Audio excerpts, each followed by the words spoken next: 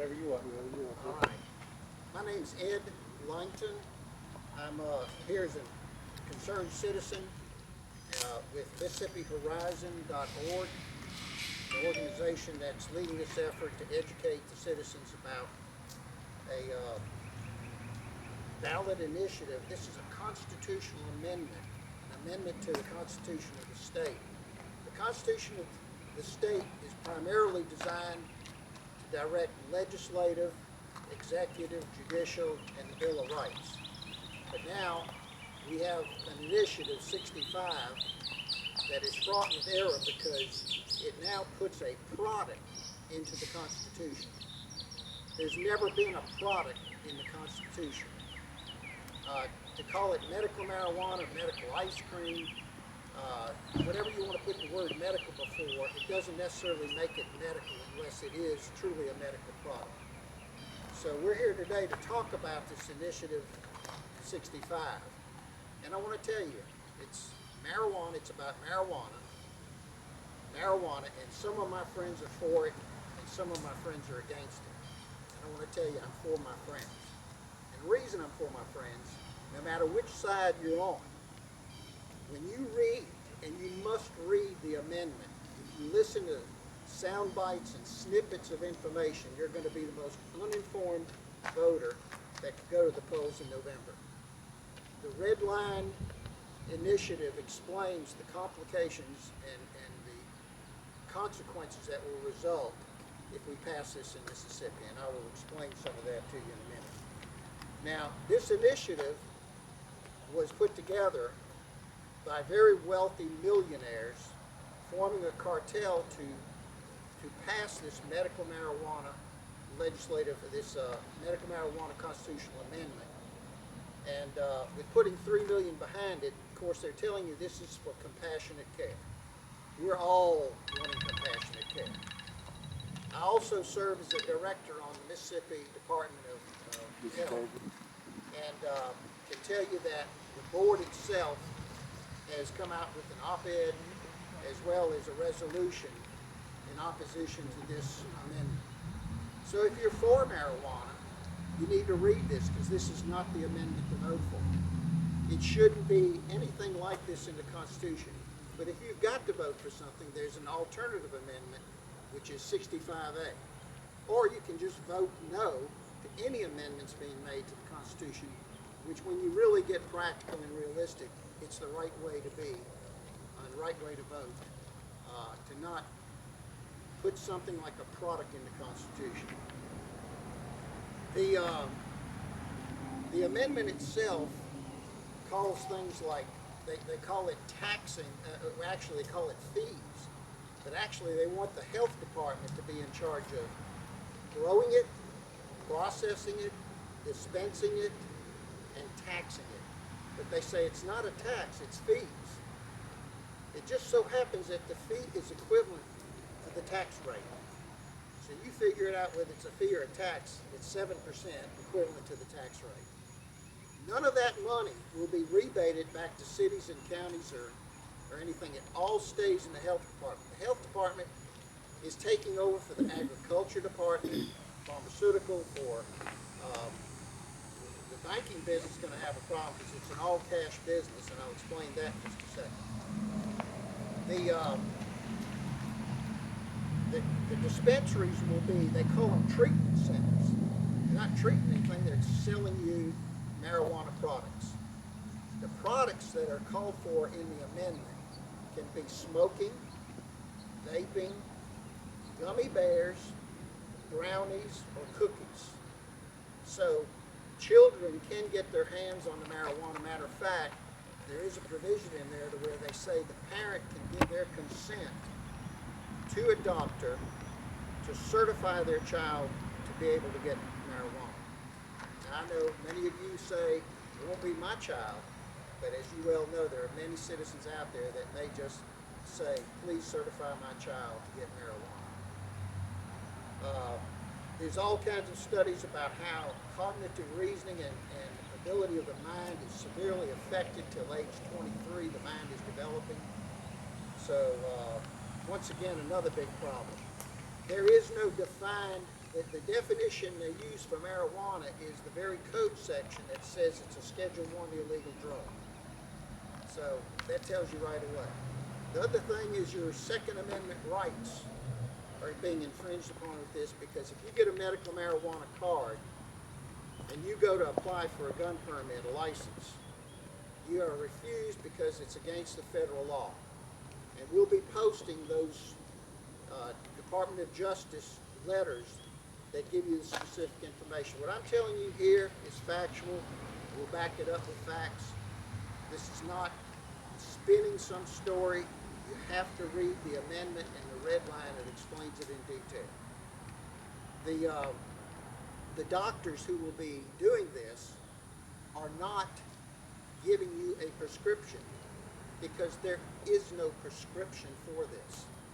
They will be giving you a certification. And we know with the opioid crisis how the pill factories, that there's in some states is actually a trailer set out outside of the treatment center, dispensary, that basically is a doctor that gives nothing but certifications for people to go in and get medical marijuana. So I think you can see by just some of the things I'm telling you how serious this can be in a lot of ways. Also, when you get your medical marijuana card, you go in that dispensary, you're thinking, well, you know, especially people who are not of means, will go in there to try to get the medical marijuana, think they can put it on Medicaid. No, the federal government will not pay for it. Medicare, no, the federal government will not pay for it. And their health insurance, Blue Cross Blue Shield, whatever, United Healthcare, whatever health insurance coverage you have, they're not allowed to do that because it's against the federal law. So what do? You say cash. What do they say? Well, it's going to be $300-400. And you say, well, man, I ain't got $300-400 cash. So what do? You go out on the street, the black market, to get it. You don't know what pesticides, what's in the marijuana you're going to be getting on the street. So those are a lot of the problems. The dispensaries can be within 500 feet of an existing, not just land that's designated later for a school or church, but it would be 500 feet from any existing church or school could put a dispensary. Zoning, which Representative Ford will explain in further detail, but the zoning is also, when you don't have zoning in a lot of counties, that means you put it anywhere, next to your home, next to a playground, wherever. So, once again, more of some of the things I'm trying to explain to you that make it a very difficult situation. But I want to tell you, if you look at the donors that have given to this, there was 53% by one individual in the state, wealthy individual, multimillionaire, and another 25%, so more or less, that was given by out-of-state people. And just recently, there was over $250,000 given by a Washington group that's trying to make marijuana an industry.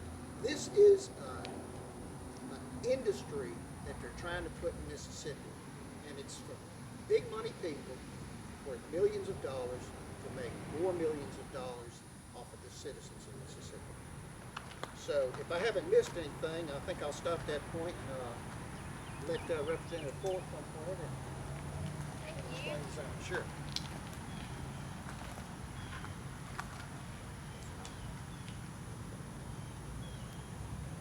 Hello, I'm Jill Ford, representative for Madison County, Mississippi. In November, voters in Mississippi will have the opportunity to approve or disapprove the sale of medical marijuana. If they vote to approve medical marijuana, they must choose one of two ballot resolutions concerning the legal sale of marijuana-based products. As of today, these resolutions are referred to as Initiative 65 and Initiative 65A.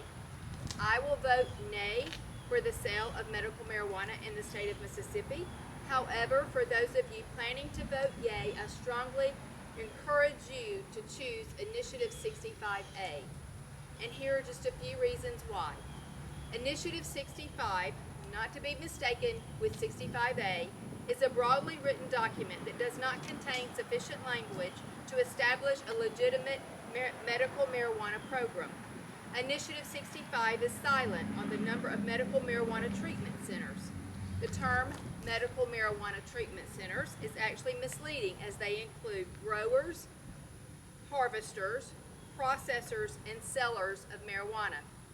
Oklahoma did not limit the number of licenses, and they now have more than 3,900 dispensaries in their state, 4 times more retail outlets than the more populous California, which has full-on legalization. Initiative 65 does not allow cities and counties to adopt zoning regulations for treatment centers, also referred to as pot shops. My 4 grandchildren attend daycare right across that street. My son and daughter-in-law own a home down that street. Having a so-called treatment center / pot shop anywhere near here will diminish property values for everyone. Initiative 65 also prohibits our cities and counties from receiving any tax and revenue or fees generated by sale of medical marijuana. Essentially, our local taxing authorities will have no control over these facilities, nor will they collect any revenue to defray the cost of enforcing this poorly drafted initiative.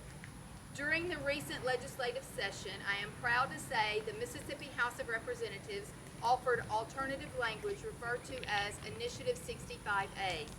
This initiative would allow a select number of state licensed facilities to produce and sell medical marijuana products while observing local zoning ordinances to protect our property values. The structure of the program will be based on medical principles and administered by an appropriate state agency. Initiative 65A would give people who were in favor of medical marijuana a responsible pathway for accessing it. If you believe Mississippi should allow the use of medical marijuana, I urge you to vote yay for 65A to maintain our property values and our quality of life. Now I would like to introduce our next speaker, someone that truly puts his life on the line every night and every day for Madison County, our Sheriff, Randy Tucker. Thank you, Representative Ford. And I'm going to echo what Ed said. I've got constituents on both sides, friends on both sides. I'm not here to talk about the medical part of it. I'm not a doctor. I'm not here to talk about the scientific part of it. I'm not a scientist. What I will tell you about is the law enforcement side of it. And Ed brought up a really good point. Medical or marijuana, there is no medical marijuana.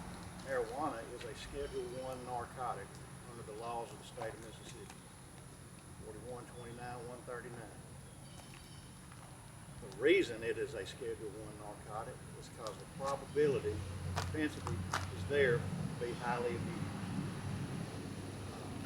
There's no regulatory oversight on how this is going to be dispensed or monitored in this Initiative 65. You're fixing to tax law enforcement with making decisions without any proper backing or any authority whatsoever. I think everybody's well aware of what's going on around the country with defunding police departments and what have you. Passing this Initiative 65, you better get ready to fund them, because you're looking at an increase in petty crimes, violent crimes, DUIs, DUI deaths. You know, we're the ones that have to go and notify these parents when somebody or a loved one gets killed in an accident. I think you can look at Colorado and Oregon, look at those statistics, 11 and 18% respectively, and the number of DUIs increased. DUI traditionally has been an alcohol impairment.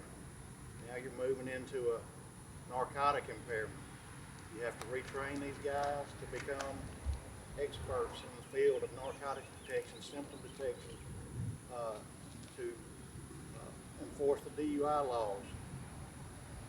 You're looking at laws that have been in place for years on the books, selling marijuana within 1,500 foot of a school, daycare, church. It's like Representative Ford pointed out. We've got people in the penitentiary right now doing that, and it's done because it's endangering our children and our community. That is an enhancement within 1,500 foot. Now we're going to allow stores under this initiative come in and sell a product than 500 for it. It makes absolutely no sense. The bill or the initiative as written is garbage. If you have to vote for 65 or 65A, I would encourage you to vote for 65A. At least we would have some type of guideline in place and some backing to enforce the law and to prevent abuse. Officers aren't going to know how one obtain marijuana on the street. You can have a card, and like Ed pointed out, you can buy marijuana anywhere. On the illicit market, you can buy it anywhere. We got to figure out if it's illegal or legal under that initiative. Law enforcement is overburdened already. I can promise you, we are pushed to the limit with the manpower, resources, and the backing of the law as it is. We're fixing to open Pandora's box, folks, I tell you. Again, I don't know about the medical side. I've never been presented with any proof that there's a medical benefit to it. I know there's pros and cons on both sides and opinions going both ways. But I've been doing this for 30 years and protecting this very community for that number of years. I've yet to see anybody put one piece of evidence, scientifically or medically, in my face that says it is a medically approved drug. Until that time, we're going to enforce the laws as they are. I'm asking you to help me prevent an initiative that's not going to be supportive to this community. It's not going to be able to be enforced by law enforcement, and it's going to run rampant, and it is a money-making Ponzi scheme for those that have set this up. I'll be glad to answer any questions. I think we have Jill will too. Sheriff, will you tell them how much 2.5 ounces is every 14 days? I'll be glad to. That's, an ounce of marijuana is 28.4 grams, and you're looking at about a gram in every rolled joint. You're looking at about 70 joints, in that 2-week allotment. That is ridiculous. That's 5 a day. That's absolutely ridiculous. Again, I don't know the medical benefits of it. I've heard talk about cancer patients benefiting from it at different seizure type things, but I've never seen the evidence from the FDA, from medical experts, from scientific experts that would support that. I'd be glad to look at them if they'll bring them. But to just carte blanche give somebody, and look, there's, untold excuses or symptoms that somebody can claim to go and get this medical marijuana card. Make no mistake about it. Everybody that's for it is going to get one. They're going to have a symptom. Sheriff, how do you think this would diminish the quality of life for the people here in the county? Well, I think if you look at the other states, as I pointed out in those DUI statistics, it's not just DUIs. You're looking at an increase in petty crime, shoplifting, theft, assaults, a number of different crimes. And everybody knows when the crime rate goes up, property values go down. Nobody wants to live in a community where you don't have good schools, safe driving conditions, and the kids can't go run and play without being accosted. It's a domino effect. Once you legalize this, like I said, you're opening Pandora's box for the dominoes to start falling. You're going down a road that you can't undo. You can't undo it. Colorado, Oregon, look at those places. They're going down that road. They can't back up now. Look at the millions of dollars they're making, and the investment is not back in the community. It's going in pockets. What it is into the Constitution, if I understand correctly, that would preclude later further regulations. The legislature would be. Excellent point. You're very wise what you say, because that's why they're doing it this way. It takes total control out of the hands of the legislature and the citizens of Mississippi. If you wanted to correct these problems, Would you step to the mic, sir? I'm sorry. If you wanted to correct these problems, you'd have to do another initiative to try to correct everything. And like I say, they're spending $3 million plus thus far to get it on the constitutional, the ballot. So once it's in place, it's going to be very difficult to change. And the legislature, matter of fact, you'll have to change actually existing statutes in the state. It's a quagmire beyond belief once this thing goes. And I cannot stress enough to read. The constitutional amendment is laid out black ink with red ink, telling you exactly the consequences of things that will happen if it's passed. I do appreciate Sheriff Tucker saying about what he did about the medical aspect. Let me explain something to you. The Board of Health, fine gentlemen, ladies that are on that board, they do that. They get no payment. They're on that to make sure that the state of Mississippi has safety and health. And that board is against this because they listened. We had the proponents of this come to a board meeting and explain their position. We had also physicians that are specialized in addiction, as well as Dr. Walker, who has been growing cannabis, marijuana, at Ole Miss for many, many years, used for research. We're one of the only states that can grow marijuana used for research. And to go to Sheriff Tucker's point, there are 4 drugs that are made from cannabis derivatives right now on the market to use for all the things you're talking about, the pain, the nausea, the epilepsy, and so forth. So if we can do more research and get more authentic FDA-approved drugs, that's the direction to go, where we're using common sense and practicality. The other thing, too, I failed to mention, employment. I cannot tell you the problems that already employers have with employing someone that doesn't pass the drug test. If this goes to the medical marijuana card, they're going to not be able to hire a lot of people that are taking marijuana because they have federal contracts. Also, workman's compensation. There may be problems with any claims for workman's compensation. I'm telling you, like you said, a Pandora's box is what we're opening. And we can never tell you all of the negative things that can occur here in this short, brief press conference. But I did want to mention that. And by the way, the directors of the Board of Health are appointed positions. You get millions of dollars and see if they don't have an influence on people becoming appointed that will be part of this cartel that wants to have this industry in the state of Mississippi. They're appointed, you can't elect them, and it's one department in charge of everything, and they get all of the money that comes off of this. Thank you. Any other questions from anyone, from any of us? We'll all come together here. I would like to just add one thing. The Department of Health is under so much responsibility and hardship right now with COVID. And under Initiative 65, this would go into effect in July of 2021. Honestly, a year from now, we don't know what tomorrow holds, and we sure don't know what next year this time holds. So I just ask that if you have to vote for this, vote yay for 65A. But if you really want my true part, vote no.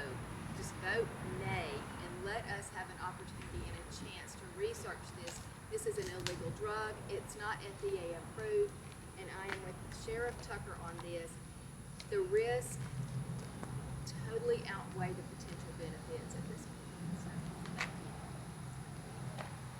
you. You walk through when voters go to November, so they're looking at the ballot, and it can get a little confusing. It can get confusing, and I hope that I can explain this correctly, but how I understand it is you will have the opportunity at first to vote yay or nay, whether you want it or you don't want it. This is where I will vote nay. If you vote yay, then on down the ballot, you will have the opportunity to vote for Initiative 65 or Initiative 65A. If you vote yay, I ask for you to vote for 65A.